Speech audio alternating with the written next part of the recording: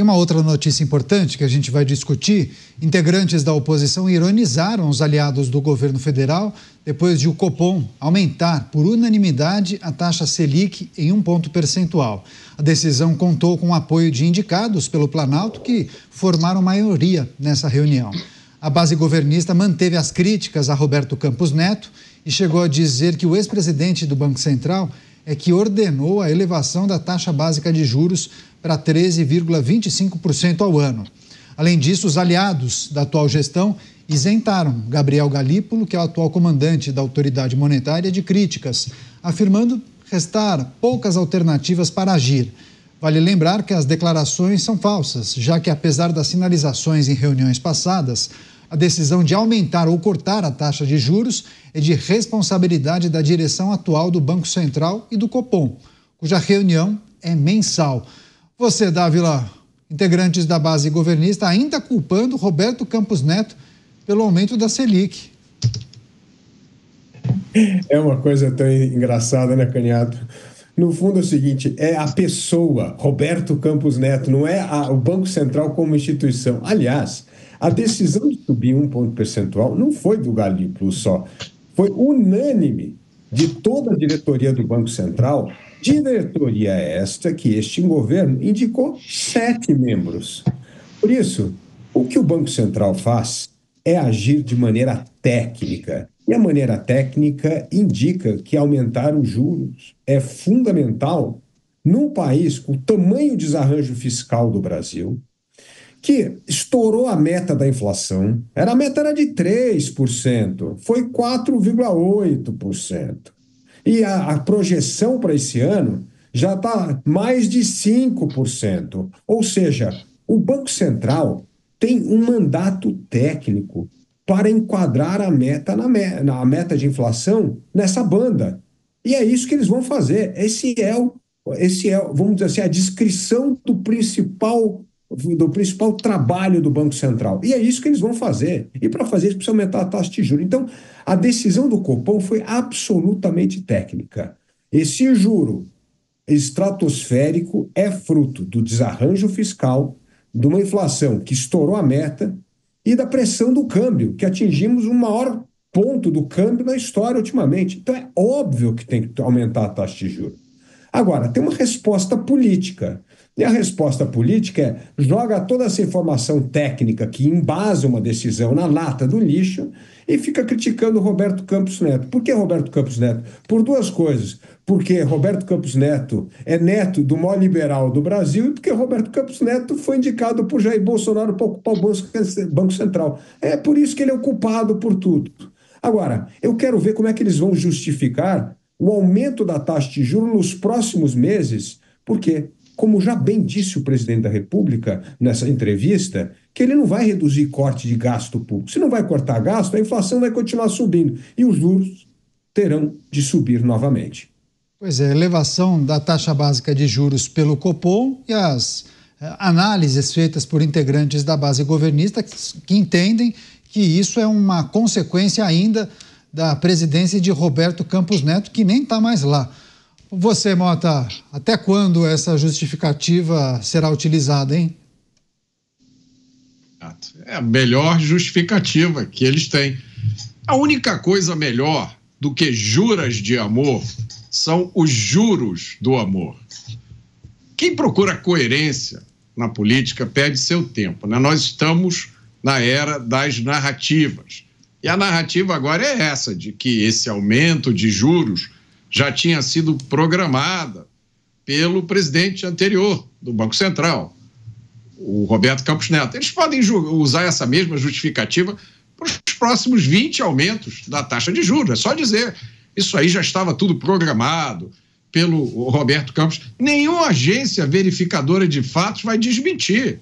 Pelo contrário, amanhã vai aparecer uma manchete aí num jornal qualquer dizendo: entenda como o aumento de juros pode ser bom para você.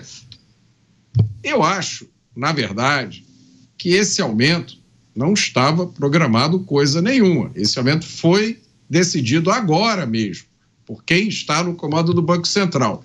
E cá entre nós, eu acho muito improvável que isso tenha sido decidido sem o conhecimento e o consentimento do atual regime.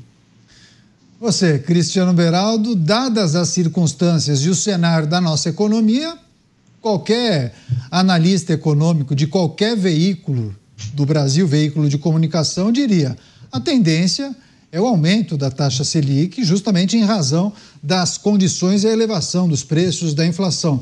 Então, não me parece uma grande surpresa. Agora, surpreende você a intenção de alguns integrantes da base governista que querem colocar ainda nas costas de Campos Neto? O que surpreende é a cara de pau e não da mentira em si. O que surpreende, a meu modo de ver, é que esse governo e a turma que faz parte do governo, eles vêm há décadas trabalhando a ignorância no povo brasileiro. Então, nós estamos vendo o brasileiro ficar mais ignorante, porque a dinâmica estabelecida para as escolas, sobretudo as escolas de base, os programas de ensino, não estão conseguindo fazer com que as gerações que vão surgindo sejam mais inteligentes no Brasil do que a geração anterior, que é uma tendência normal do mundo inteiro. Então, esse tipo de postura, ele já indica que essas pessoas já apostam todas as fichas na ignorância da população brasileira, que poderão falar qualquer barbaridade e que a população vai entubar, vai ouvir aquilo e concordar, não vai reagir. Então, olha a loucura que a gente está vivendo. Esta pessoa, esta porta-voz, não só do partido, mas é uma porta-voz da esquerda como um todo, ela fala uma barbaridade dessa e é considerada para se tornar ministra de Estado. Ela é premiada pelo fato de propagar que um ato tomado por uma diretoria de Banco Central, que é soberana, está ali absolutamente livre para tomar a decisão que achar melhor, que melhor convier na visão deles para o Brasil, para o momento econômico que o Brasil atravessa.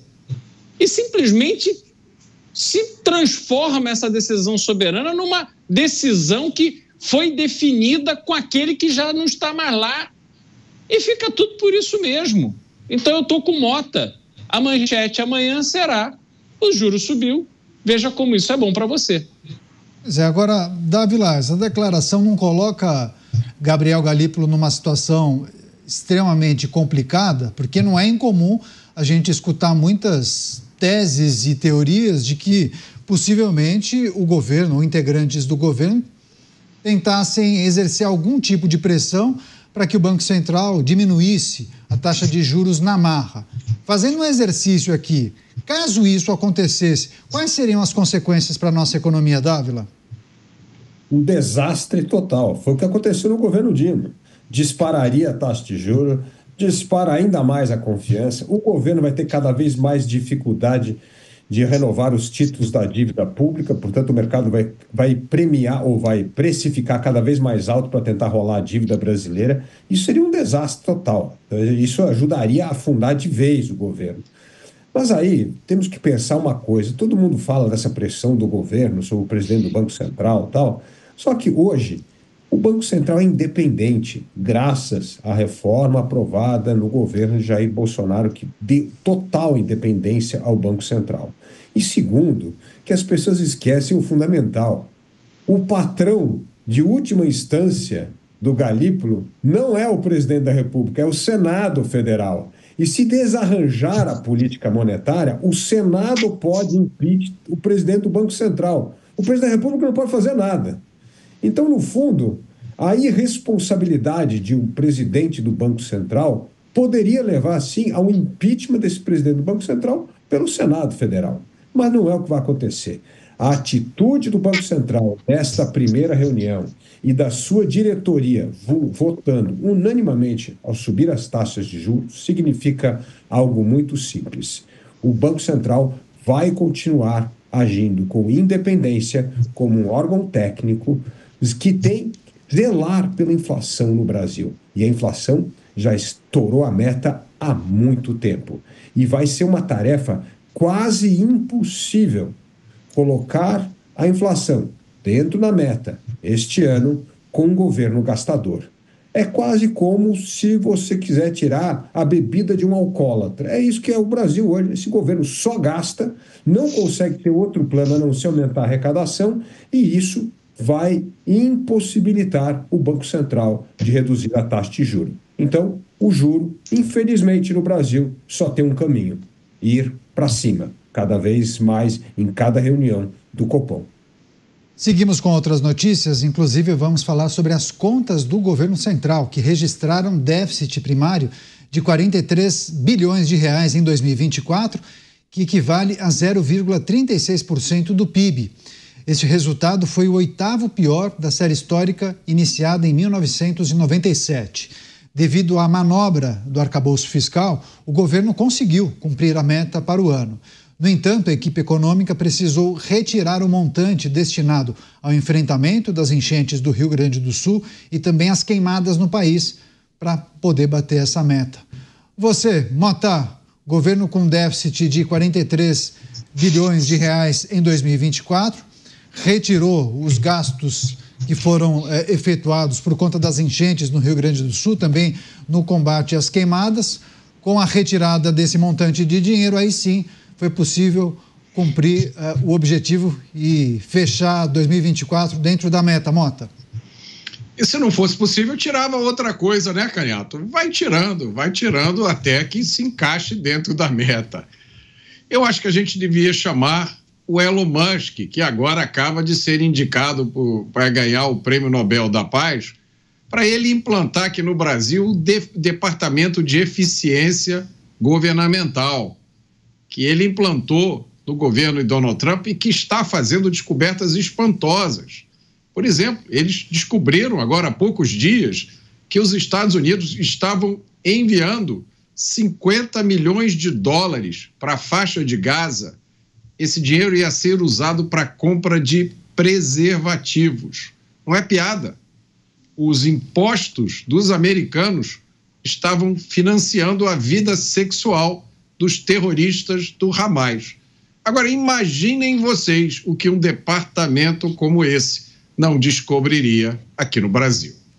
Você, Dávila, as contas do governo, um déficit de 43 bilhões de reais em 2024, se essa fosse a conta, ficaria fora da meta, né? Só que como excluíram, né, fizeram a subtração justamente retirando dessa conta o dinheiro empenhado no combate às enchentes do Rio Grande do Sul e às queimadas, o déficit ficou em 11 bilhões de reais no ano passado, dentro da meta. E aí eu trago, inclusive, a frase do secretário do Tesouro que disse: é inegável que houve, sim, um processo de recuperação fiscal. Houve, Dávila? Narrativa cabe tudo, Canhato, narrativa cabe tudo. Bom, primeiro, todo governo no mundo precisa ter verba, precisa ter poupança para externalidades. Acontecem. A incêndio, queimada, enchente, essas coisas acontecem. Então, óbvio que você precisa ter lá um dinheiro na reserva para usar, né? E não ficar justificando o rombo em cima disso. Na verdade, nós vamos explicar aqui para o nosso ouvinte por que esse rombo gigantesco. Esse rombo é fruto de duas principais medidas que o governo tomou há 2 anos atrás e continua a insistir, que vem comprometendo as finanças públicas, que é a indexação do salário mínimo a 60% dos benefícios do orçamento nacional, e isso tem um impacto gigantesco nas contas públicas. Só a Previdência estourou em 300 bilhões de reais esse ano, né? E a indexação do reajuste de gastos obrigatórios com saúde e educação. Foram as duas coisas que implodiram o gasto público. O resto é tudo trocado comparando com esses dois indicadores. E o governo dá sinais que não vai mexer nisso. Se não mexer nisso, a dívida vai continuar crescendo.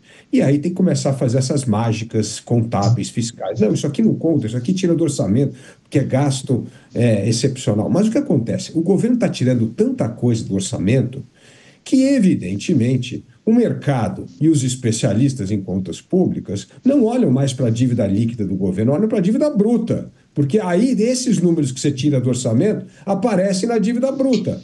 E a dívida bruta do Brasil cresce exponencialmente por causa desse mau governo. Então, o negócio é o seguinte: a situação fiscal vai continuar se agravando porque o governo se recusa a rever duas ações que comprometeram dramaticamente as contas públicas. Só trazendo também um dado, uma informação complementar, porque as despesas totais de 2024 tiveram uma queda real de 0,7%, só que muitos entendem que esse dado seria distorcido por conta justamente de um desempenho muito ruim no ano anterior, 2023. Você, Beraldo, déficit do governo e, naturalmente, aquela subtração feita para não colocar os gastos que foram feitos durante as tragédias no Rio Grande do Sul e também muitos incêndios, principalmente no centro-oeste do país. Beraldo. Atitude coerente para um governo que fez questão de acabar com a lei de responsabilidade fiscal antes de assumir essa nova gestão. A gente vê, Caniato, que a verdade perdeu completamente o valor.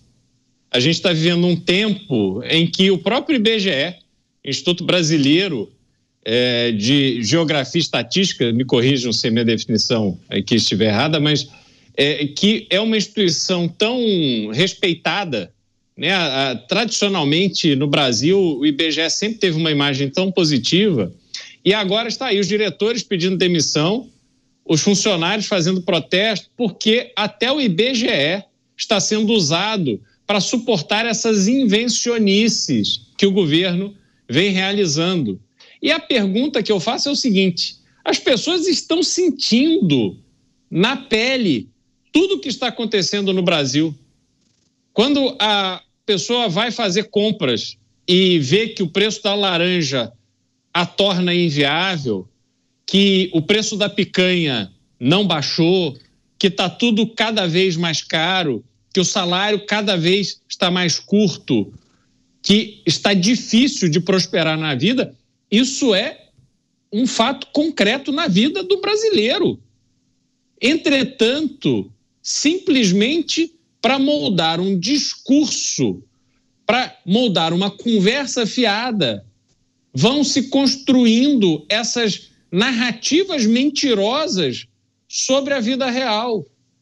Ora, de que adianta colocar a culpa do aumento da taxa de juros no antigo presidente se o reflexo que este aumento de taxa de juros terá será sentido pela população brasileira? De que adianta virem com essa conversa de que, olha, não, nós cumprimos a meta porque, na verdade, essa despesa a gente vai pegar, vai jogar aqui, vamos guardar no bolso, ano que vem a gente tira ela do bolso para ver como é que fica? De que adianta isso? O fato concreto é que o governo não consegue caber dentro da realidade orçamentária do país. E as consequências todas são no sentido de piorar a vida da população brasileira. Então, essa é a mentira inócua. Um secretário do Tesouro que se presta a este papel de querer justificar o indefensável, o injustificável, simplesmente está pegando a sua carreira e jogando no lixo. Porque fica claro que ele não tem compromisso com a realidade dos fatos, mas sim com aquele político, a narrativa que aquele político que lhe dá costas quentes está querendo que ele adote. E a gente fica assistindo aqui, Caniato, realmente vendo que isso não tem na menor chance de dar certo. Pois é, e o secretário também, conversando com jornalistas, disse que o presidente da República tem uma preocupação em não prejudicar políticas sociais, mas que também estaria muito atento à situação fiscal. Bom, Mota, não é bem isso que está colocado, né? A gente tem visto uma situação muito difícil e vários questionamentos, inclusive, sobre o tamanho do Estado, né? Alguns gastos que talvez poderiam ser evitados. Mas é um cenário que não surpreende a praticamente ninguém, né, Mota? Você, eu me lembro muito bem, isso aqui neste programa, no início da administração, você disse mais ou menos como seria. A gente está constatando mais ou menos aquela lista que você fez lá atrás, né? E é por isso que eu tenho muito orgulho, Caniato, de participar aqui do Pingos nos Is, Já tem vários anos que eu tenho essa honra, esse privilégio de participar aqui dessa bancada, porque quem acompanha o nosso programa não se surpreendeu com nada, se surpreende com pouca coisa, porque a gente avisa com muita antecedência. Não é que nós sejamos brilhantes, nem gênios que sabem tudo, é que a gente conhece um pouquinho de história, basta conhecer a história, entender um pouquinho como as coisas funcionam, que é fácil prever como elas iriam terminar.